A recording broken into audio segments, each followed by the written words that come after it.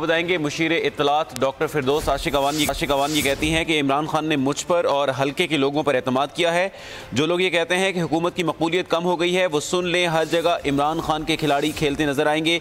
सियालकोट में बताएंगे इमरान खान मुल्क के मकबूल तरीन लीडर हैं। तमाम तर मुश्किलात के बावजूद अवाम इमरान खान के साथ खड़ी है। पाकिस्तान की तरक्की में अवाम इमरान खान के शाना बशाना खड़े हैं। ये कहना है मुशीर इत्तलात फिरदौस आशिक अवान का। उन्होंने कहा है कि वज़ीर आज़म इमरान खान ने मुझ पर और सियालकोट के हल्के के लोगों पर एतमाद किया है। और जो लोग ये कहते हैं कि हुकूमत की मकबूलियत कम हो गई है वो सुन लें, हर जगह इमरान खान के खिलाड़ी खेलते नजर आएंगे। मैं समझती हूँ कि ये इमरान खान साहब के साथ और हुकूमत के साथ यकजहती है। और जो इमरान खान साहब ने एतमाद किया है मेरे हल्के के लोगों पे और सियालकोट पे और पाकिस्तान पूरी की खवातीन पे स्पेशली, तो ये सारे जो है उसको स्ट्रेंथन करने के लिए, सपोर्ट करने के लिए और प्रमोट करने के लिए जा रहे हैं। आज क्या शेड्यूल है?